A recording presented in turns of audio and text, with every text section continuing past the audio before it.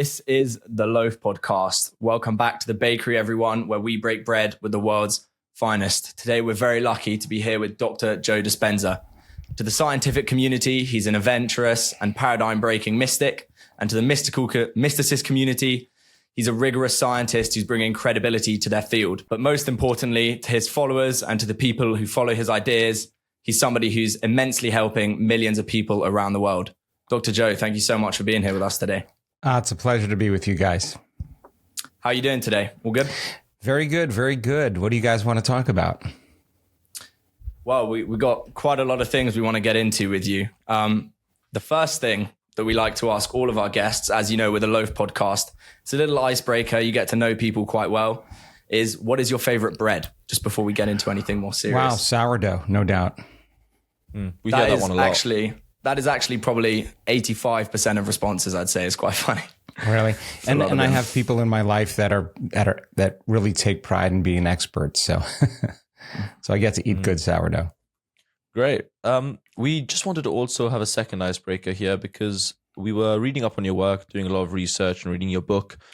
And obviously what struck us a lot is this idea of attracting a future for oneself.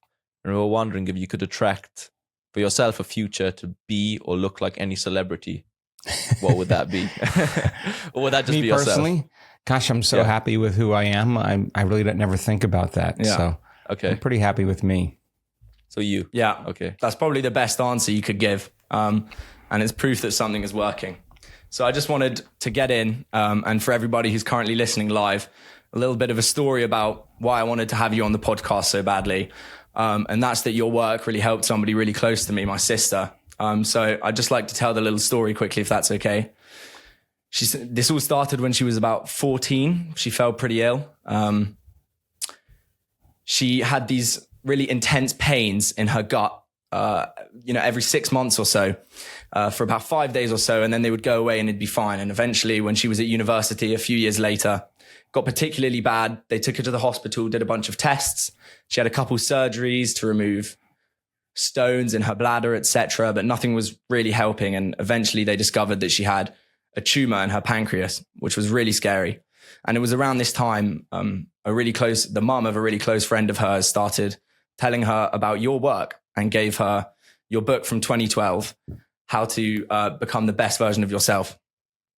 And she started reading. She became immensely inspired by your work. And the thing that she really took away from your practices was this idea of gratitude. No matter how ill she was, going in for checks with her tumor, she always had this weird feeling that everything was going to be okay. Doing your meditations, etc., she felt grateful for the family she had around her. She felt grateful for how amazing the doctors were. And 3 days only before the operation, which was now going to be quite serious, they were going to remove effectively her whole digestive system. She got a call from the doctor who couldn't quite believe it. The tumor had completely disappeared. So that's the story of my sister and your work. You know, that's she's a living example of truth, right? She's the example of taking philosophy, taking theory, taking knowledge, taking information, instead of just having a dinner conversation about it, just doing something with it, right? And to apply it, to personalize it, to initiate that knowledge, to embody it in some way means that you're going to really see if it's the truth. And it's an interesting thing about gratitude, and we've looked at this pretty closely. You know, when you receive something favorable, or you've just received something that brings you joy, or something's happened to you, or something's happening to you that's exciting, you know, or it's a surprise. The emotion from that experience is called gratitude. So the emotional signature of gratitude means that something wonderful just happened to you, or something wonderful is happening to you. Now, the body is the unconscious mind. It's so objective that it does not know the difference between the real life experience that's creating that emotion and the emotion that person can create by thought alone. So the body is believing in that moment that it's living in a favorable environment. Now, according to epigenetics, it's the environment, the information from the environment that begins to select and instruct genes, and genes make proteins.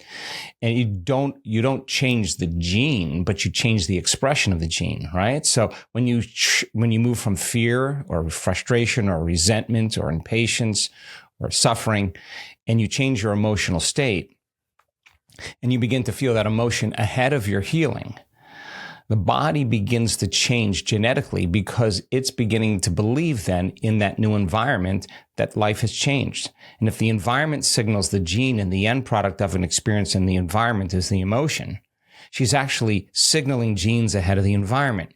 Keep that up, you can downregulate genes for disease and begin to upregulate genes for health. And that's exactly how the body begins to change. And so most people then will wait for their healing to feel gratitude. And truly in this work, if you understand that principle and you assign meaning to the act and feel gratitude, you can begin to make biological changes. And that's exactly what our research shows. Yeah, it's, I really want to get into the epigenetics and talking about upregulating healthy genes.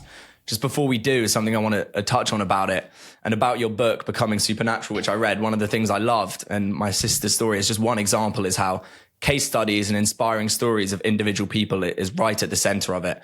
And telling these almost, supernatural is the perfect word, these almost incredible stories of healing, insane things. Yeah, Ali, it's so funny because I consider myself a pretty open-minded person. And, there's nothing like a good story. And in tradition, before there was internet and before there were TVs and devices and allegory was the way for people to learn, right? And parables and allegory was a great way for people to gain, the lesson in the story.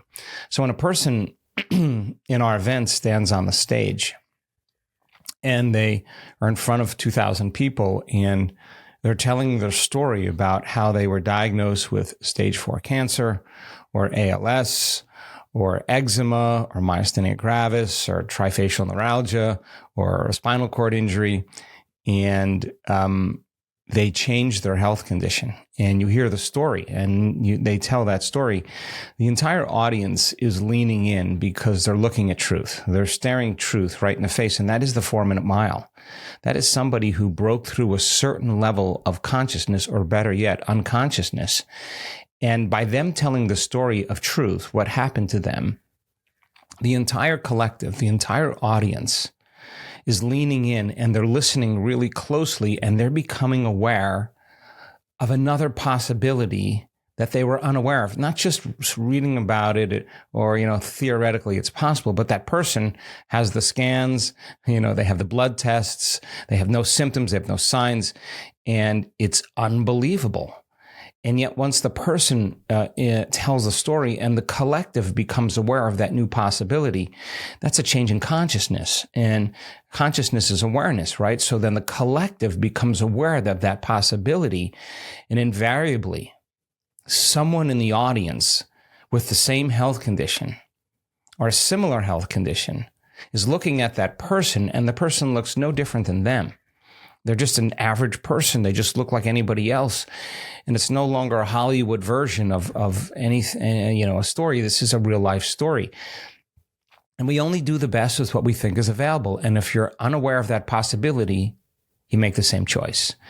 And so the person who hears that story, sees the example, begins to believe that it could actually happen to them. And when you change your belief in what's possible, you start believing in yourself. And when you believe in yourself, you got to believe in possibilities. And when you believe in possibilities, you got to believe in yourself. If you stick with that in an event that says 7-day immersion into transformation and change, by the end of the week, you'll see many people with chronic health conditions, and I mean all kinds of health conditions, begin to emerge as a different person. And that's what caused me to become very interested in doing the research to actually look to see what is happening biologically in their brains, in their hearts, in their gene expression, in their blood, in their urine, in their breath, in their breast milk, in their microbiome. We're measuring everything. And the cool thing about it is that the science that we're discovering is actually supporting human transformation. And it's no longer pseudoscience. I can tell you that right now, that that actually there is a science of transformation and a biology of change. And we're discovering really how powerful we really are. It's fascinating. I watched your interview with with Stephen Bartlett on Diary of a CEO. I read most of your book, and I was curious if you perhaps, for our listeners, could tell us a little bit more about your journey and how you came to these beliefs, which are sometimes, for me at least, hard to believe. And then I heard about Ollie's sister and that story, and as someone who considers himself a man of science, and I'm just very fascinated by your studies and your research, and yeah, I was wondering if you could maybe expand a little bit on your journey and how you came to your specific beliefs. Yeah, at an early age, I was very interested in what I was going to do with my life, and I came from a family of my father was an immigrant, and he wanted me to be successful in life, and he wanted me to be a doctor, and I studied, got the grades, and yet something in me during that time was telling me that something didn't feel right about doing that. And I was just open-minded, and I was reading, and I just couldn't jump into it. Went to college, went to pre-med and studied pre-med, and I just got interested in other things. I started doing things I would never do. I started studying yoga and martial arts, and there were just things I just wasn't in my wheelhouse. I played a lot of American sports, and this was something completely different. And then I just started reading about things that interested me. Like I wanted to learn without having to take notes. That's really what I was interested in when I was taking 21 credits a semester. And I started looking into hypnosis. I wanted to hypnotize myself to be able to learn as much as I possibly could while I was in the classroom, so I could repeat the lecture back by the end of the lecture and not have to study too much and just read a reference before the test and ace the test and do the things I wanted to do, get my black belt, do all the things that I was interested in doing. And so it took me a little bit of time to just kind of understand what hypnosis was. And then I took my college loan without my father knowing it. And I took a lot of that money and went to school on the weekends and the evenings, and really went through 4 really great levels of the study of hypnosis and became a hypnotherapist. And I was just fascinated in having a clinical practice at an early age in a holistic healing center, seeing people heal from all kinds of different health conditions, and somehow the mind was affecting the body. And I saw people change, from alcoholism to smoking, to PTSD, to bulimia, to all kinds of different things. I just saw the power of the mind right there, and I was fascinated with it. At the same time, when I was driving to graduate school, I came across a book that was about a yogi, and the yogi was doing all kinds of crazy things that just I couldn't stop thinking about. And these were mystics, and these were saints in the Himalayas. And that was nothing like I had been brought up, in conventional religion. So I had this kind of interest. Sorry, I was just asking quickly. I read in your book the story of the yogi who managed to imprint his hand into a rock. Are we talking about the same thing here? Or is this different? No. This was Paramahansa Yogananda's book, Autobiography of a Yogi, and so that was wasn't Milarepa. It was just that interest in all the saints and the masters that he talked about. So I had this kind of interest in the subconscious mind. I went a different route than medicine. It was more holistic. And then I just had this kind of crazy just interest in the Eastern world, which I never really even gave much thought to. And somehow I grew a lot during that time. And then I got run over by a truck in a triathlon after I had graduated chiropractic college, and broke 6 vertebrae in my spine. And I was never supposed to walk again. And I went from a healthy young 24-year-old kid that was, running a practice and super successful to possibly never walking again. And the surgery for that procedure is called the Harrington rod surgery. And that's, in my case, they would take off all the back parts of my vertebrae from the base of my neck to the base of my spine and screw in these long stainless steel rods to kind of cantilever the compressed vertebrae, the 6 compressed vertebrae, off the spinal cord. So I had bone fragments on my spinal cord, and then I had the neural arch of one vertebrae kind of broken like a pretzel. It snapped and kind of compressed the cord. And so I had 4 opinions, and everybody said surgery. And I said, no, I'm not going to do the surgery. And, I think in 1980s, probably before you guys were born, this was not something you said to surgeons, especially the medical director of a very, very popular hospital in San Diego. And he thought I had a head injury. I mean, they just could not believe I said no. And I just thought, God, everything I read from all these mystics, everything I've seen in hypnosis and all these people, the power of the subconscious mind, the power of the mind, is it possible that my mind can begin to influence my body? And I was laying face down. I wasn't going anywhere. I thought, if I'm going to be paralyzed, I might as well toss the coin, and I'm going to take a risk. And, then that's when you really go from the bleachers to the playing field, because it's no longer philosophy. And I didn't know anybody that ever done this before. I couldn't find anything. But what I did find was I was interested in any information that could point the finger that it was possible. That's all I needed. So I read everything I possibly could read to help me remove any doubt and any disbelief that it was possible. And because I wasn't going anywhere, I wasn't doing anything, I wasn't eating, on restaurants, I wasn't training anymore, I couldn't go to my martial arts studio, I couldn't run yoga classes, I couldn't get on my bike, I couldn't do anything. I was basically laying face down. And so I just thought, God, there's got to be a way that I can make contact with this intelligence that gives us life, that keeps our heart beating and digesting our food and running, trillions of functions per second in every cell of my body. And I thought, I don't know how to heal it, but maybe it does. So I just thought I would just kind of give it a template, a design.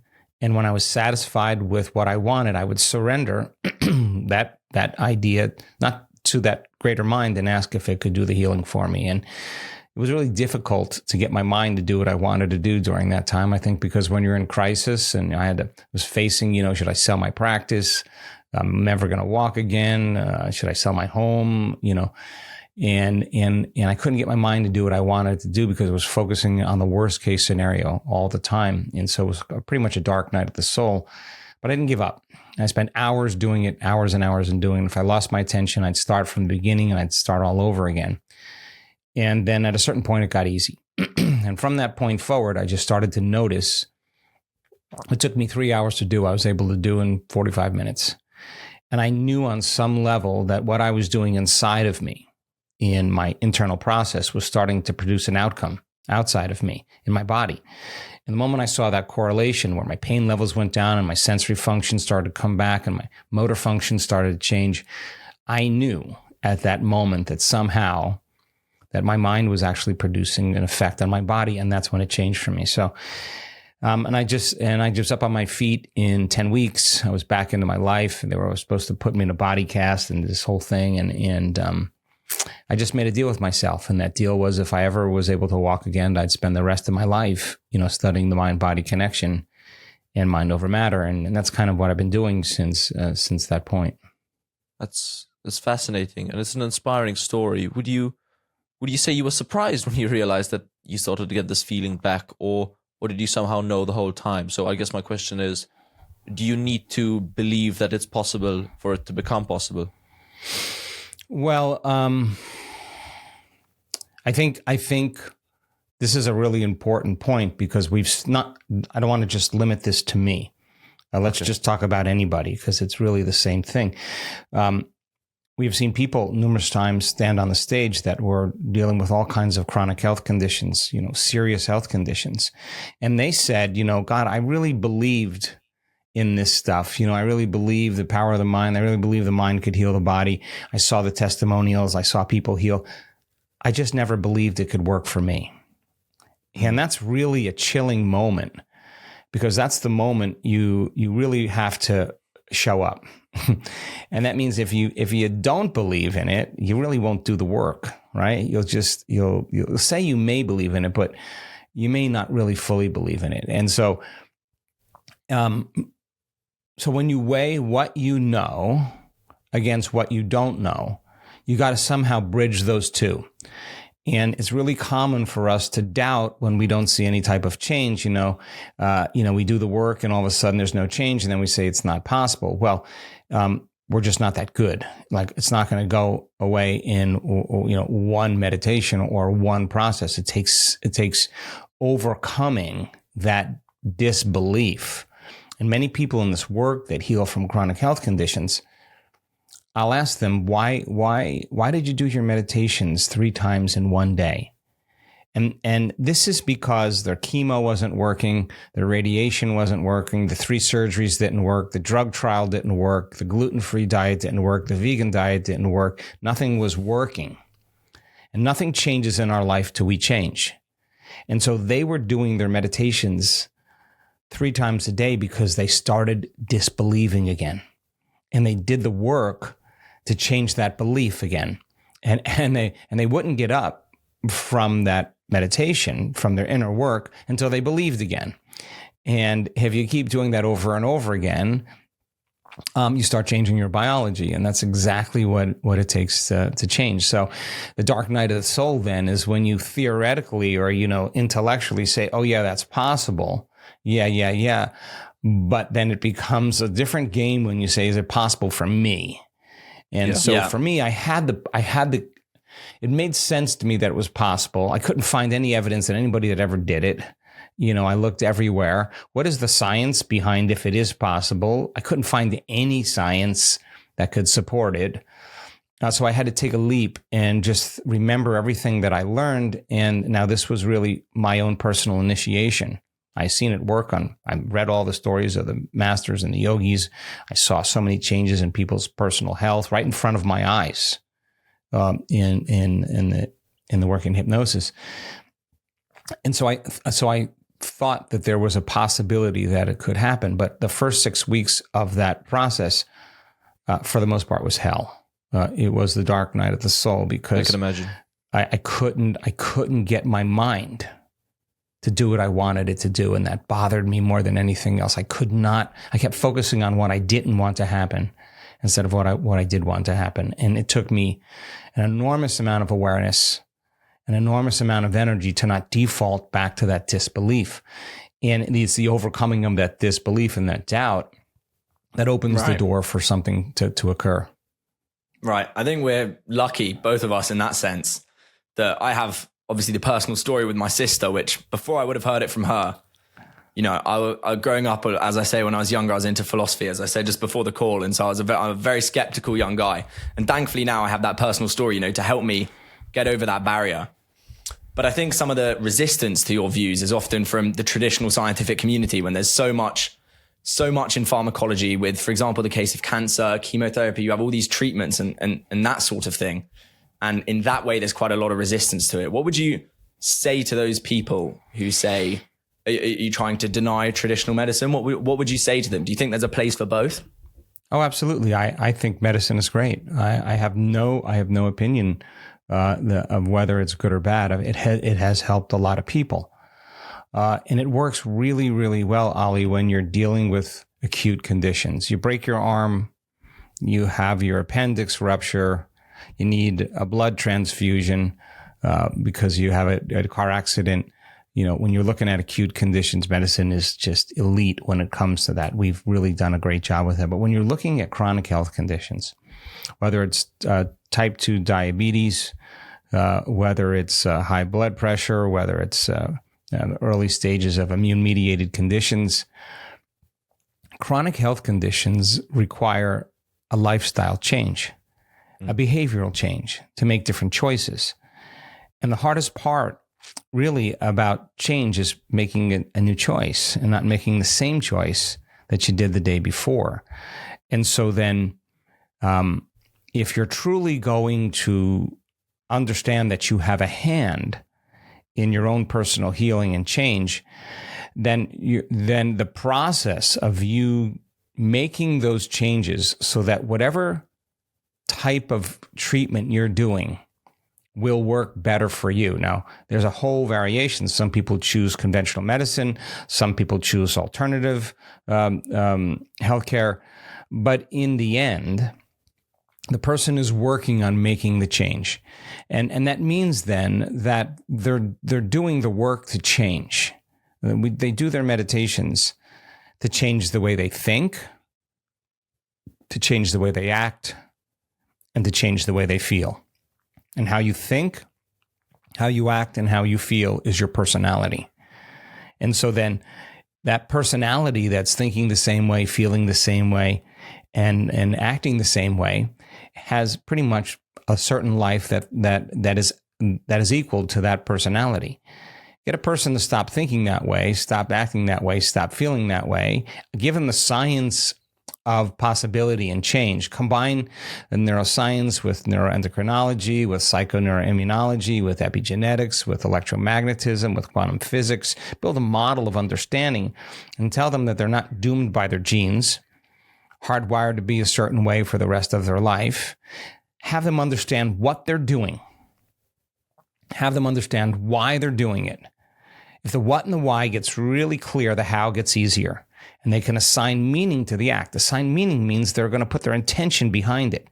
And when you have that kind of assignment to meaning, you switch on the forebrain, the prefrontal cortex, and it means business.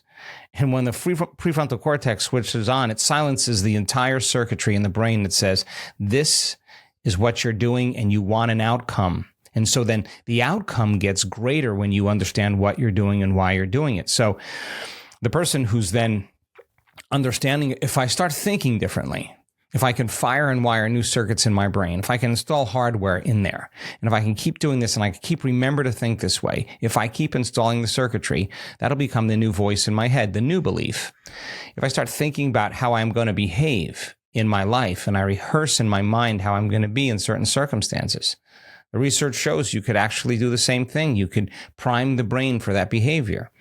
If you start feeling the emotions that you would love to feel instead of the emotions you don't like to feel, and you're thinking differently, you're acting differently, and you're feeling differently, then your personality is beginning to change, and your biology will change as a result of it. So independent of whatever conventional treatment or unconventional treatment the person is embarking on, chronic health conditions a lot of times stay the same.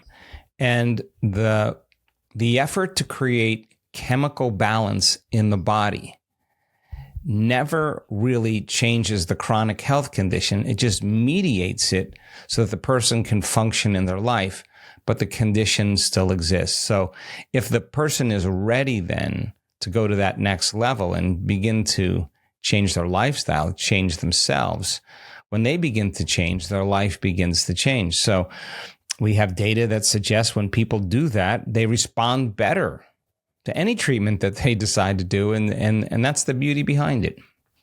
It's interesting because I like the idea of neurons that fire together, wire together. Correct me if I'm wrong on that, but I think the idea of really changing habits is something that university students we're quite interested in. I'm quite interested in this idea of drinking culture, for example, where you go drinking every night and then you say to yourself, oh, I should be drinking less alcohol, for example.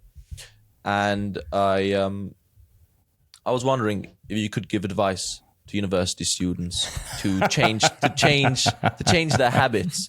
How do you get that energy? Because you're surrounded by people with this constant peer pressure. And how do you change that? Yeah, as I said earlier, Lucas, the hardest part about breaking a habit or changing is not making the same choice that you did the day before. And the moment you decide to make a different choice, get ready because you're going to feel uncomfortable. You're actually leaving the known familiar self. And when you step out and you're no longer doing the same thing or making the same choice or having the same experience or feeling the same emotions or hanging with the same people, your body is craving what it's used to. So the body starts telling the brain, because it wants you to return back to the same state, says, come on, Lucas, you can start tomorrow. Look, so-and-so's going. It's going to be fun. Everybody's going to be there. You know, it's pub night. You know, oh my God, okay. And that your body telling your brain, hey, we want to have the same experience to feel the same emotion. Mm-hmm. The body actually is telling the brain to think the same way, to make the same choice, to do the same thing, to create the same experience, to feel the same feeling, and the person stays the same. So then in order for a person to break that state, They have to be willing to be uncomfortable, and the body starts craving. And when the body starts craving, if the body is stronger than the mind, then the person will make the same choice and return back to the same habit. So a habit is a redundant set of automatic, unconscious thoughts, behaviors, and emotions that's acquired through repetition. A habit is when you've done something so many times that your body actually knows how to do it better than your conscious mind. It becomes automatic and it's subconscious. So a lot of choices that people make on a regular basis are subconscious or unconscious choices. They think they're making the choice consciously, but actually it's the body that's making the choice instead of the mind. So sorry to just jump in here, but that really reminds me of cigarettes and smoking, and this thing with, I was quite addicted to nicotine for a while, and I only stopped once I genuinely told myself with the most firm intention, and I really like the way you phrase that in your writing, this firm intention where you have to convince yourself that you're going to quit. And I feel that smoking, for example, is something that almost happens unconsciously, where you light another cigarette and then light another one. And I think that stopping cigarettes, I feel like your teachings could be helpful for someone who's struggling to quit such a habit. Sure. And you can make that choice to change in one moment, and it takes a firm intention. And that's when you make up your mind, when you say that this is it. I don't care who's going to be at the pub, environment. I don't care how I feel, body. I don't care how long it takes. I'm going to stop. And when you make that decision with such firm intention that the amplitude of that choice carries a level of energy that causes your body to respond to your mind, that choice that you're making in that moment is an experience that you'll never forget. And many people will say, I remember exactly where I was, the time of day it was, who I was with when I made up my mind to change. And the stronger the emotion you feel to make that change, the more you remember the choice. And it takes that thought and that feeling, that image and that emotion, and that stimulus and response that's actually conditioning the body into a new biology. It's actually causing the body to respond to the mind. And the event becomes a moment in time that you never forget. And that's exactly how we create a long-term memory. The stronger the emotion you have from some experience, the more you remember the event. But now this is an inward experience, and you got to come out of your resting state. And when you come out of your resting state, that's the moment the body's getting new information, and the body is precognitive. In other words, it's always spying on the brain. And if you're sitting on your couch saying, oh yeah, I'm going to stop this habit, or I'm going to stop this, and you don't come out of your resting state, the body knows you're lying. The body knows you're going to do the exact same thing you always do. But many people wait for crisis, for trauma, for disease, for diagnosis, for loss. In some way, they're waiting for something to get really bad where they finally make up their mind to change. Why wait? Why wait? If you know better. An addiction is when you know something is not good for you and you do it anyway. That's an addiction. An addiction is something where you think you can't stop it on some level. And yet the current human the human drama is wait for the crisis, wait for it to get so bad that you can't go back to business as usual and make the change. And you don't have to do that. Yeah. I think you're so right about the kind of positive emotion as well being added on to that firm intention. And in the case of addiction, we're talking about this is all negative. One of the examples I love, from negative in the sense of getting rid of something. What I love, one of the examples in your book, and this is where your thoughts are really grounded in science, is the example of piano playing and of mental rehearsal. And what you're saying about the body being precognitive, what you just said, is the perfect example of that, spying on the brain. And, even thinking about some sort of piece that you're going to be playing. I don't know, I'm not a piano player, but Bach or whatever people play is almost as effective. We do it all the time. It's called mental rehearsal. Now just think about anybody who does anything really well. I don't care if you have a friend in your life that plays the guitar, that just really knows how to play, or an actor or an actress, of an athlete, a dancer. It doesn't matter. Anybody who gets really good at something spends a lot of time rehearsing their moves. They just do. So the research that's been done on that, and this is kind of interesting. You take a group of people that never played the piano before, and you divide them into two different categories. And in the first group of people, you do a brain scan on them before they start the activity, and you teach them one-handed scales and chords. And they come and they practice 2 hours a day for 5 days. And then they scan their brain at the end of 5 days, and lo and behold, the act of playing the piano actually grows new circuits on the opposite side of their brain. Well, there's no magic there. Learn something new. Learning is making new connections. Get your body involved. Get your body involved. You're going to have an experience. Experience enriches the brain. Pay attention to what you're doing. You've got to pay attention and repeat it over and over again, firing and wiring, and you're going to assemble new neural architecture. There's no magic there. Take another group of people, do a brain scan on them, and then have them close their eyes. And for 2 hours a day for 5 days, mentally rehearse those scales and chords in their mind, playing them over and over again. At the end of 5 days, they have the same structural changes in their brain as the people who were physically playing the piano. Now, that means when you're truly present, the brain does not know the difference between the real life experience of playing the piano and what you're imagining. Now, the brain is typically a record of the past. Everything you've learned and experienced is wired in your brain. But now you are priming the brain to be a map to the future. How do we know that? Because the brain looks like they already had the experience. The brain looks like they've been playing the piano for the last 5 days and they never lifted a finger. Now, why is that important? Well, it's important because if you take those people and you put them in front of a piano, and they'll sit down, they've never played before, they can play those scales and chords as if they were playing for the last 5 days. They've primed their brain for the act. Now, if you keep doing it over and over again, the hardware that they're installing becomes more like a software program and it becomes more automatic. So now, forget the piano player.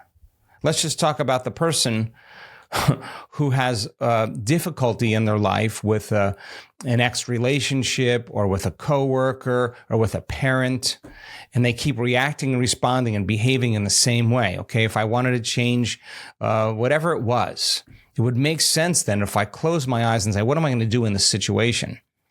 How am I going to be different if I go into this circumstance? And they start rehearsing the act. They start installing the circuitry. Why is that beneficial?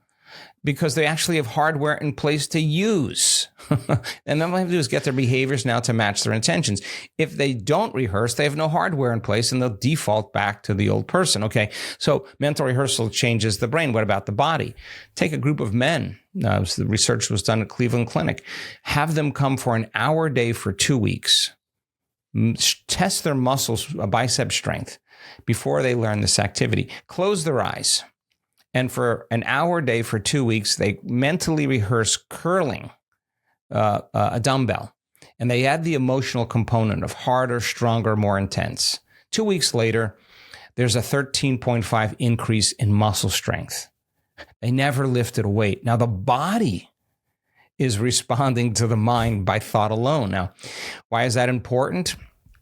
Well, because the body has to get a new signal and new information. And it's so objective in the process that when you emotionally add the component, the body actually is believing it's having the experience. It's incredible, right? So the person who has a chronic health condition that's doing their meditations to make changes and to change so they can heal. If they're doing their meditation an hour a day and they have less pain and they have less fatigue and they're sleeping better, but their blood values are still the same, their scans are not changing, they go to the next level. I got to get so good at doing this with my eyes closed in my meditation. I got to do it with my eyes open. I'm going to weigh 1 hour of a good meditation against 15 hours of reacting and responding as the same person. Oh my God, let me rehearse how I'm going to be in certain circumstances in my mind so that I don't default and I can stay in this state with my eyes open. And that's when it gets to be really exciting. That's when the person is actually overcoming the old self and becoming a new self, believing in a possibility, behaving that way, and ultimately becoming it. The muscle example. I mean, I'm going to have to start using that. But what I love about that example and the way that you use it in the book is how this science is kind of pure data. And I think what you do is add a structure behind that and it becomes explanatory and people become able to apply it. And one of the structures that you use to describe this phenomenon of mental rehearsal is attraction and attracting the future that you'd like. Now, it's slightly different, but there's one study which you mentioned in your book, which I'd love to bring up. And if that's all right, I'll describe and then you explain, because I think you'll do it a lot better than I. And I'm going to butcher this name, but it's POECH that you mentioned in your book, the study of the baby chicks. Piaget. René Piaget. Okay. Yeah. We'll cut that out, I guess. So in this study, René Piaget, in this study you describe when baby chicks are first born, the kind of first moving, seemingly animate thing around them that they see, they think of as being their mother. And in the study, there's two different sets of chicks, one of whom already has their biological mother or the human, whoever it may be, and are placed in front of this moving robot. Now, they can't access it. It's within a closed box, but they're up watching it. And the robot is instructed to move completely at random. And if you watch a graph, it moves completely at random around the box because they have their mother, so they're not calling for it.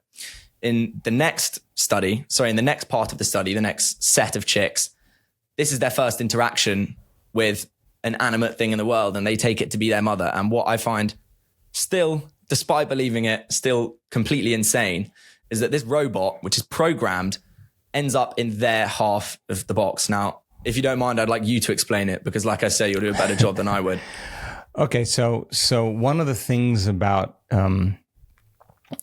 juvenile vertebrates, chickens we use as an example, is that they imprint, and when they imprint to the hen, and that's how they create bonding. That's a very limbic brain phenomenon, right? And so the first few days of their exposure to the hen causes them to form this kind of bond, and so they follow the hen around. The hen takes them in different places. They learn how to eat. There's a lot of things that happen.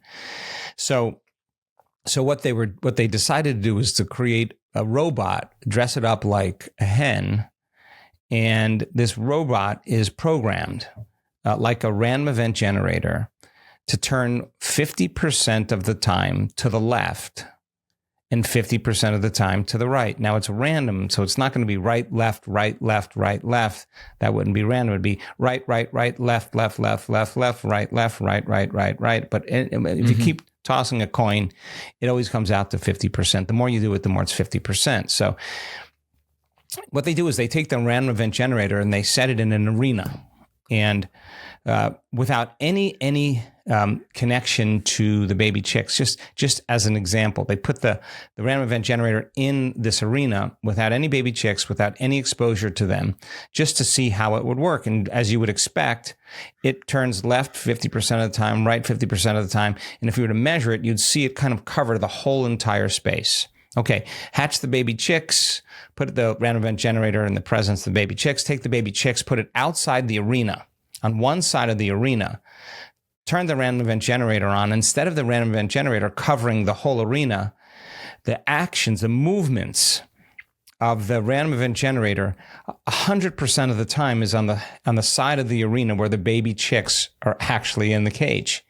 So the intentions of the baby chicks and the emotion of bonding to that random event generator cause the action of the random event generator to move in the direction of the baby chicks. Now, those baby chicks have tiny, teeny weeny little brains and teeny weeny little hearts, right? And if they can cause a random event generator to move in the direction of that arena, how powerful are our thoughts and our emotions in attracting things to us in our lives. And so if you're in the process of creating a new life, then it must mean then you must have a very clear intention of what that new life would look like. And that's a function of the brain. And the brain is the architect. It is the builder. And when you get a wild idea about something that you want to create or something you want to experience, your brain, the forebrain switches on, the frontal lobe switches on, and it's a creative center. And you ask the question, what would it be like to be wealthy? What would it be like to be healthy? What would it be like to be happy? What would it be like to be traveling for a living? And your brain actually starts looking for answers, and the frontal lobe begins to access the association circuits in the brain that are connected to that question. And so when you get a clear vision in your mind of what that could look like, that's called intention. Now that's only that is only one half of the equation, because that intention is sterile without the energy or the emotion of the experience. So if you're truly beginning to imagine whatever that future is, and you start falling in love with that future before it happens, you start feeling grateful before that experience happens, it takes a function of the heart. And we've discovered, along with other institutions, that the heart has a very profound effect on our biology. So marry the clear intention, a function of a coherent brain, with an elevated emotion, a function of a coherent heart, and you do that properly, and you start to change your energy. Is it possible then you start to see effects in your life? Things start coming to you. Instead of going and getting them, somehow you start seeing these synchronicities, these opportunities, these coincidences that begin to mysteriously appear in your life. Now, when that occurs, it kind of wakes you up like, it's kind of weird that kind of happened. That kind of synchronicity's weird. Like, I didn't really plan that. I didn't really expect that. That's the awakening, right? To prove to you how powerful you really are, and in fact can begin to create events in your life. And instead of going out and going and getting them or having to do things to get them, somehow they seem to come to us. And we use Piaget's example because it really is a clear example of if baby chicks can do that, I'm certain that we can do the same. Yeah. Like I say, I think it's your Piaget is an insane experiment, but I think it's your explanations which really pull through. And one of those, and I want you to help me clarify a little bit on this. This is the part where people seem to take you more as a mystic, and yet you base it in science. Just to help me understand, most matter is ultimately condensed frequency, and we can in space-time. And these elevated emotions, for example, are an example of a higher frequency as you categorize it. And accessing the highest frequencies through the pineal gland allows you to get to time, space, which is another realm, you might say, purely of frequency without this condensation into matter. And you have all possible futures there. And that's where the attraction happens, in this other realm, when you manage to escape yourself and you manage to attract the future that you would like. So tell me if I've missed anything, but I think that's a rough, I think, there's a lot to it, but I think that's a rough characterization of your position. Well, there's a lot to unpack there, but if you look around at the physical world around you, you look at objects, you look at bodies, you look at people, you look at things, you look at places.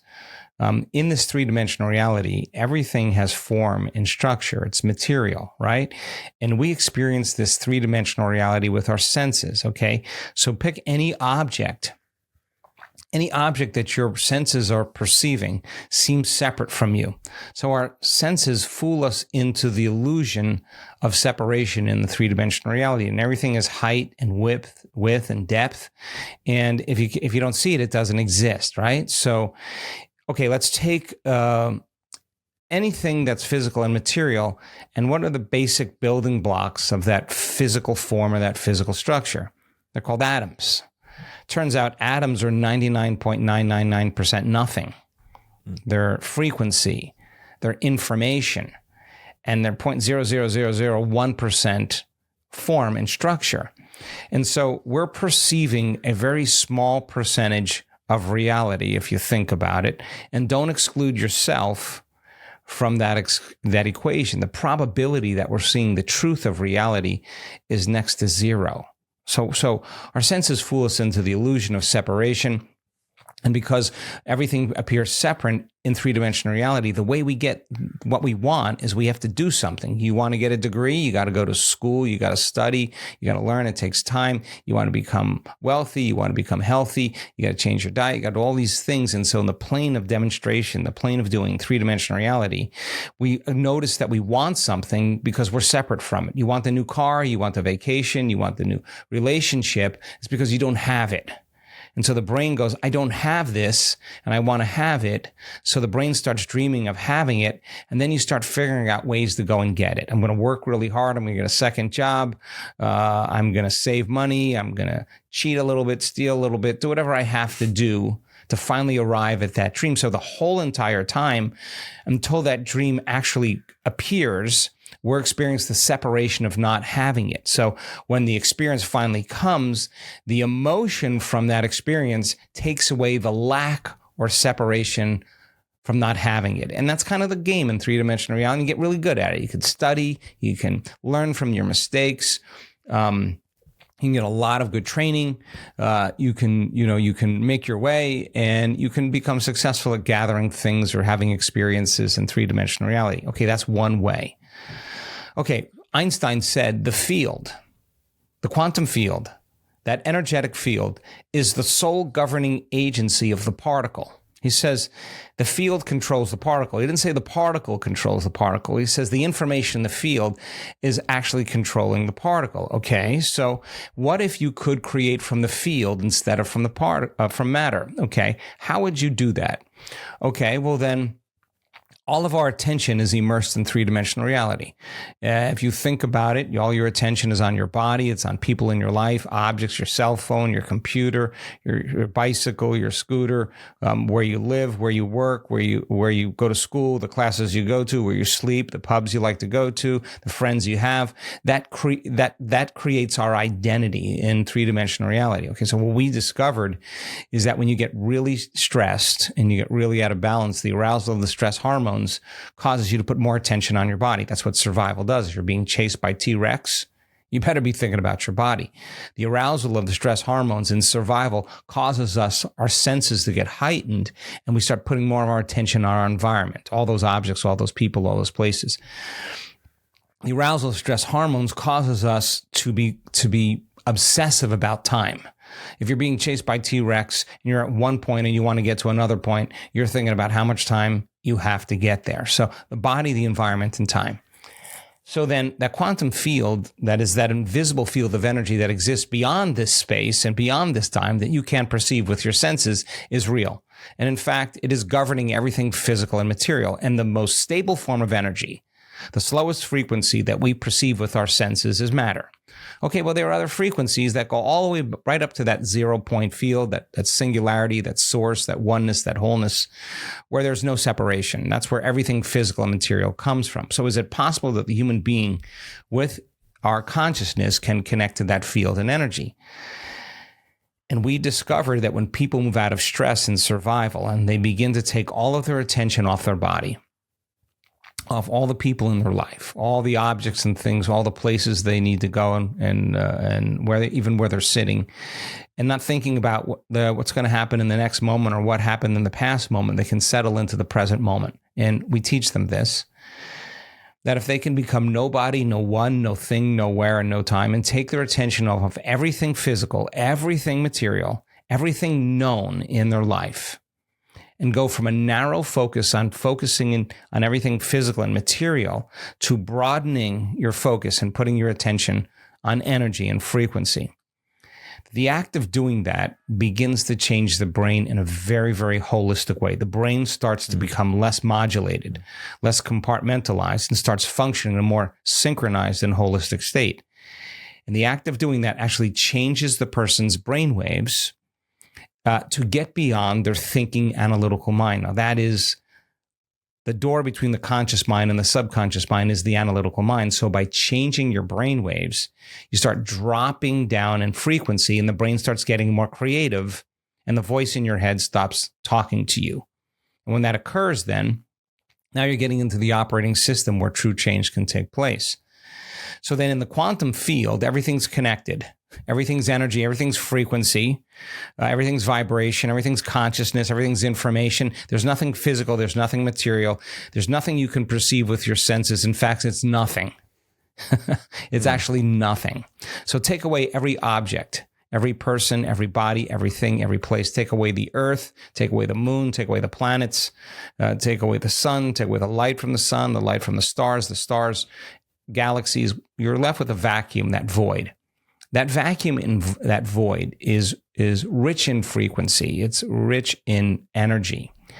And every thought in that realm has a frequency. So if the person can abandon their identity and become pure consciousness, and they can marry that clear intention with a coherent brain, combined with an elevated emotion, a coherent heart, the elevation in frequency that's created begins to change the person's energy. And when there's a vibrational match between their energy and some potential that exists in the quantum field, they start to notice that they don't have to go anywhere to get what they want. As I said, all of a sudden they start to draw experiences to them. And the more coherent the brain and the more coherent the heart, the greater the Wi-Fi signal. In other words, they have a signal to connect to that potential. So stress creates incoherence in the brain, and stress creates incoherence in the heart. So now you don't have a Wi-Fi signal. Your brain is incoherent. Your heart is incoherent. You can't connect to the field. So we teach people how to begin to create that kind of orderliness that takes place in their nervous system. And when they do, the benefits of that then are seeing the opportunities that begin to appear in their life. And the ultimate goal in creating from the field instead of from matter is shortening the distance between the thought of what we want and the experience of having it. And when we create from the field instead of from matter, we could actually begin to alter the amount of time it takes for our dreams to appear in our lives. I see. I'm wary of the time and would love to get to the Q&As of the audience. But before that, I wanted to ask a final question. And I'd like to push back a little bit as somebody who might be seen as a bit more of a skeptic. I'm curious if it would be possible to say that maybe the stress-causing incoherence in the brain could be much more rooted in psychology, and if in what kind of research is present in terms of connecting the pineal gland, for example, to the quantum realm versus the amount of scientific research that might not point to that direction. I'm wondering how you bring that as one like epistemological system together. Okay. I'll see if I can answer this in a very direct way that isn't too time consuming. Okay. If you study vertebrates, homing pigeon, chameleon, you study any vertebrate, you'll see that they all have pineal glands, and inside their pineal glands are tiny little crystals. And those crystals are very sensitive to electromagnetism. A homing pigeon can actually know exactly where to go, how to migrate, or any bird can migrate because it's picking up the electromagnetic field of the earth, and that's how it knows how to move in directions. A chameleon that feels infrared frequency on that kind of space in the back of their head where there's no skull, it's kind of a soft area, is picking up the infrared frequency, and the pineal gland's actually releasing melanin, and it causes it to become camouflaged, right? Or a little turtle in the coast of Mexico is born in a certain part of the beach, goes out into the ocean, migrates, walks along the sand, crawls out into the ocean, comes back to that very point and lays their eggs in the same place they were born because it has a GPS. And so other vertebrates have it, and we have a pineal gland, and it has crystals in it. And those crystals are there, and they've been there for a long time. And there's a principle in biology called endowment, which means if you don't use it, in time, nature loses it. But yet our pineal gland still has those crystals, and they're dormant. Then it's a latent system in the brain. So what we discovered, Lucas, is that when people begin to dial down their brain waves, and they begin to open their awareness, and they take their attention off their body, their environment, and time, they take their attention off of everything known, and they can linger in that void, in that vacuum, without a name, without a past, without a culture, without a gender, without a diet, without a profession. And they can linger in that place, and they keep opening their awareness as they slow their brain waves down from beta brain waves, thinking brain waves, to alpha brain waves, creative states. And they begin to open the door between the conscious mind and the subconscious mind. If they can slow their brain waves down into theta. Now, theta is a hypnotic state. When a person is in theta, they're in hypnosis. And when you're in hypnosis, you're very suggestible to information. And suggestibility is your ability to accept information, believe in information, surrender to information, connect to information without ever analyzing if it's the truth or not. And that's exactly what programs a person to do certain things or the autonomic nervous system to change. All right, so the person now can get so relaxed that their body's in a light sleep while they're conscious and awake. And they're suggestible to information and they're in theta. We discovered that if a person can get to that state, and they're suggestible to information and they're in a meditation and their senses are not plugging them into the environment. They're not seeing anything because their eyes are closed. The music in the room is filling the space. They're not eating. They're not tasting. They're not smelling. They're not experiencing or feeling with their body, but they're suggestible and their nervous system is coherent. Something amazing happens. There's only one other place where you can get information, and that's frequency. All frequency carries information. The more coherent the autonomic nervous system is, and the person is relaxed in their heart and awake in their brain, all of a sudden, we start to see the brain connect. And when it connects, it goes from that theta state into very high states of arousal. And that arousal is causing the brain to go into gamma brainwave patterns. When they're in gamma is super consciousness. It is super awareness. It is an altered state. Now, the amount of gamma that we're capturing in the brain is not a little. It's not a lot. It's a supernatural amount. And it's happening in the autonomic nervous system. Now, what does that mean? Stress is autonomic dysregulation. This person is having an arousal that's causing autonomic regulation. The amount of coherence and the amount of energy in the autonomic nervous system in gamma is actually causing the body to connect to frequency and information. Now, what's the relevance of this? If we look at the scans of the people that are having this experience, the area around the pineal gland is very active. The radio receiver in the brain is all of a sudden connecting to frequency, but not frequency like we typically connect to, like your eye is perceiving the frequency or the wavelength of light that's bouncing off objects.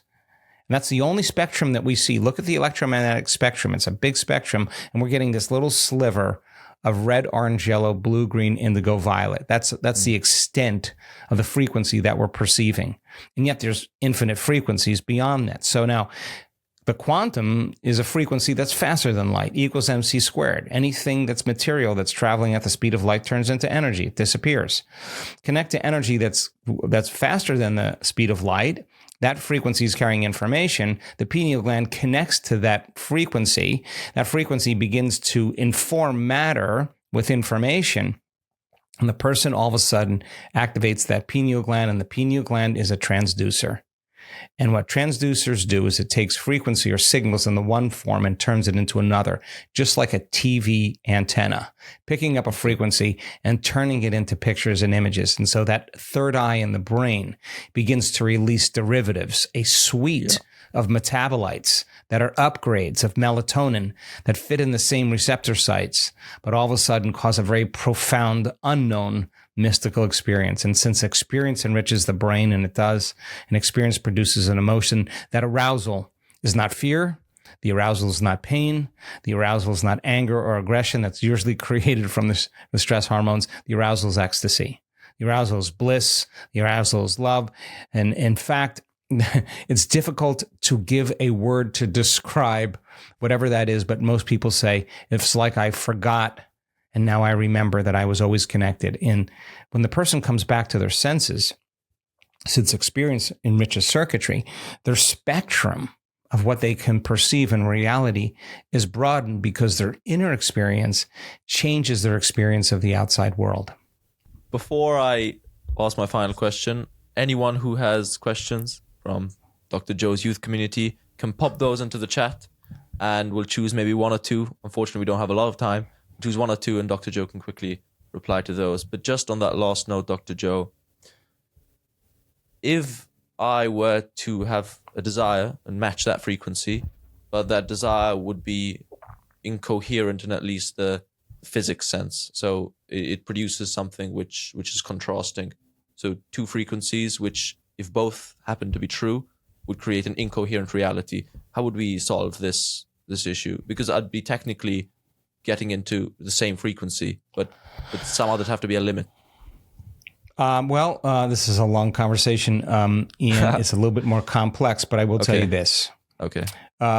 When there's stress hormones activated in the brain, and you're shifting your attention when you're under the gun of the stress hormones, you're shifting your attention to one person, to another person, to another thing, to another problem, to another person, to another thing, to your cell phone, to another object. Every one of those elements has a neurological network in your brain because it's known to you. And the arousal causes the brains to start firing these compartments, and those compartments become modulated and they no longer talk to each other. And so now it's a house divided against itself, and people need something to take away that dissonance, that incoherence. So then as the brain starts to become more coherent, those different compartments of the brain that were once subdivided start unifying. Bigger neighborhoods, bigger communities begin to dance at the same frequency. Sustain that state for an extended period of time, you'll see global coherence in the entire brain. Now, when that occurs, what syncs in the brain links in the brain, and the brain begins to become more coherent. Now, why is that important? Because if you take coherent waves and they begin to interfere, what do they create? They create higher amplitudes. And higher amplitudes mean higher energy. And those waves then begin to interfere and they create higher amplitudes. And you start creating this phenomenon called resonance in the brain. Standing waves of energy. And we've seen this in our scans. Some people have delta waves carrying theta waves carrying alpha waves carrying beta waves carrying high beta carrying gamma waves.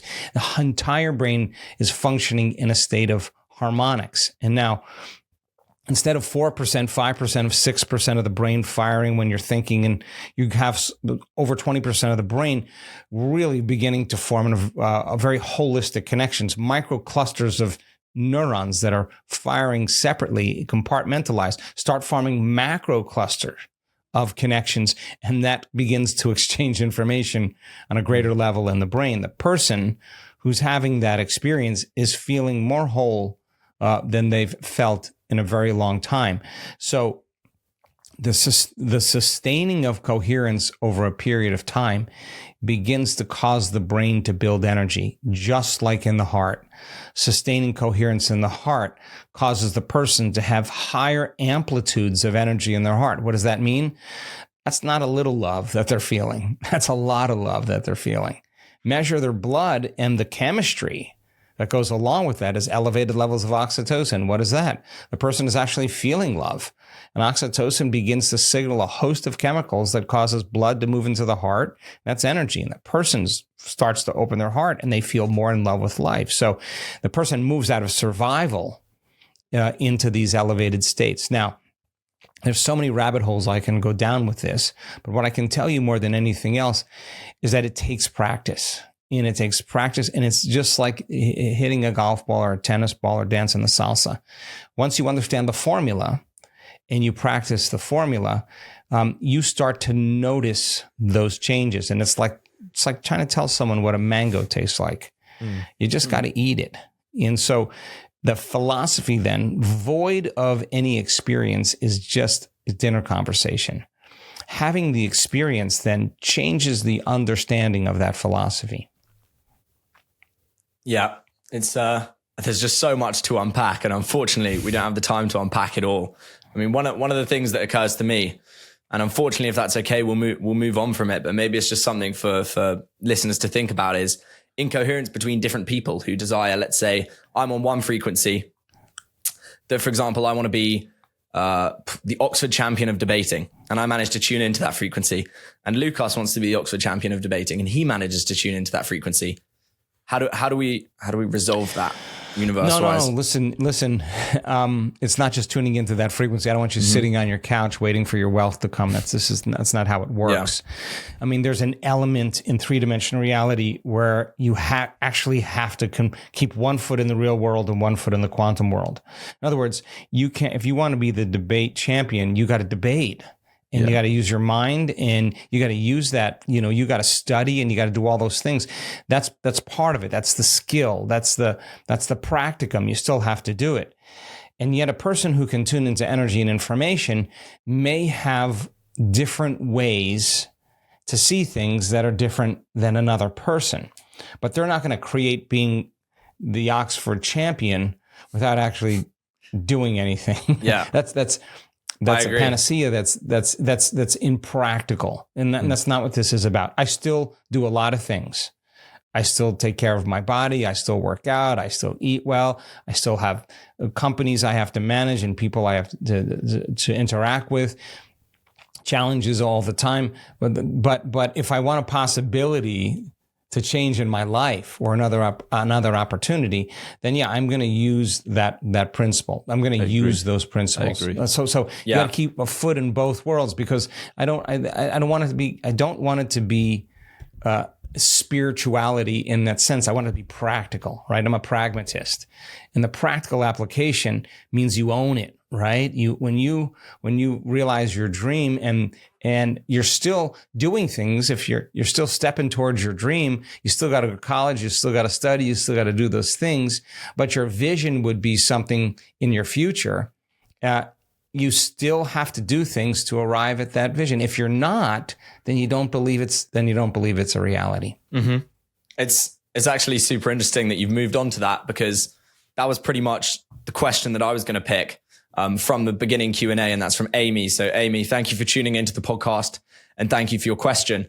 And her question is, how do you navigate the balance between intention setting and taking practical actions? And I guess your answer with one foot in each is there's no balance. Because they're different realms, you can do both. You can work as hard as you possibly want to become the Oxford debating champion, but you can also tune into the gratitude, etc. There's elevated emotions and the frequency, which brings that about. And so you can do both at the same time, basically. So Amy, thank you for that question. Excellent. And it's already been answered. Excellent. So. Excellent. Yeah, I'll take another question from the audience, and unfortunately, this might be the last question that Dr. Joe is able to answer, just in terms of time. And Maria from the audience asks, Dr. Joe, would we lose touch with the mystic if our meditation became a sort of habit, or does it mean, or is there, if there's a clear intention before the meditation, does that mean that there's still room for this mystic side? Yeah. So if you look up the word mystical, and I have, it means unknown. Right. So, I mean, I love unknown experiences. That's the thing that keeps me excited in life. Right. So any experience that is unknown is a mystical experience. And it just turns out that we have a lot of experiences ahead of us that we're unaware of. So for me personally, I'll talk about myself. When a meditation becomes routine and it's lost its luster, it's lost its glitter, it's lost its inspiration. And that's because it has become routine in some way, and I've forgot what I'm doing and why I'm doing it. And so there just becomes another thing that I'm in the habit of doing. When it gets to that point, we got to go back to studying the information. You got to start reviewing epigenetics and understand, if I feel this emotion, if I really feel this emotion, am I literally signaling genes ahead of the environment? That's what that means. Okay, well then when I feel this emotion, I'm going to have the intention to signal those genes. Better outcome. It'll work better. If I open my heart and the heart has a magnetic field, and if I'm beyond space and time, can I draw my future to me with my heart? Okay, when I feel this emotion, I'm going to remember that I'm drawing my future to me with my heart. Okay, if I open my awareness and keep lingering in nothing, I'm doing this because I want to create more coherence in my brain.